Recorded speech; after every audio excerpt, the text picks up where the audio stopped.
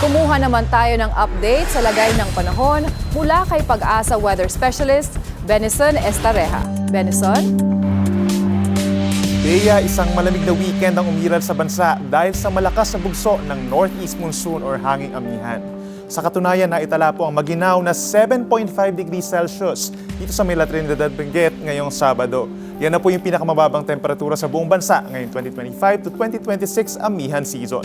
Sa Baguio naman, naitala po yung 9 degrees Celsius na minimum temperature nitong Sabado at sa Quezon City naman, 17.1 degrees Celsius nitong Linggo na siyang pinakamanamig din sa kanilang lugar ngayon din panahon ng amihan.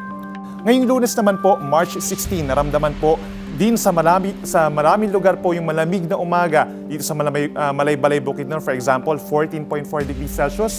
Yan na po yung pinakamababang temperatura po sa Mindanao simula nung nagsimula po yung amihan season. Ganyan din sa Maytanay Rizal, Lawag Ilocos Norte at maging sa Catbalogan Samar, nakapagtala ng 18 degrees sa pinakamababang March temperature naman po sa kasaysayan ng Samar.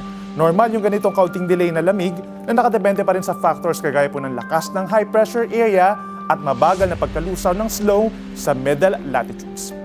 Bukas naman March 17, araw ng Martes, sa Luzon po may aasahan pa rin mahihinang ulan. Dito po sa silangang bahagi kabilang na po ang Cagayan Valley, ilang parte po ng Cordillera Administrative Region, mga light to moderate rains, down to Aurora, Quezon Province, at dito rin po sa may Oriental Mindoro, yan po ay dahil sa amihan.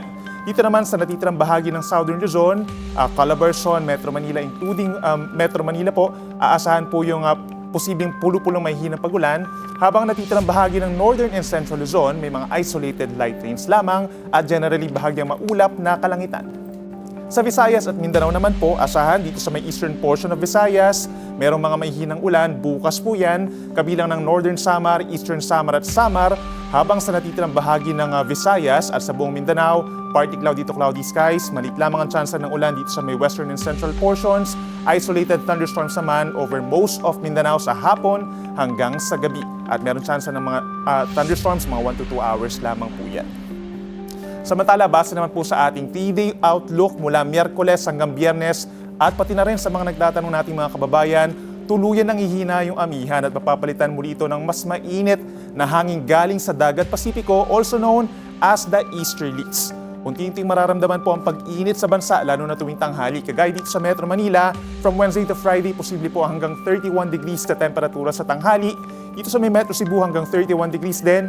At mas mainit po dito sa may Metro Davao hanggang 33 degrees bago mag-weekend. At yung heat index po natin, posibleng mas mataas po ng 2 to 6 degrees Celsius. Pagsapit na tanghali, ito po yung posibleng maramdaman ng ating katawan kapag na-incorporate na po yung ating moisture. At yan muna ang latest mula at napapanong balita. Ako po ang inyong ka-weather, Benison Estareja, para sa Billionaire News Channel.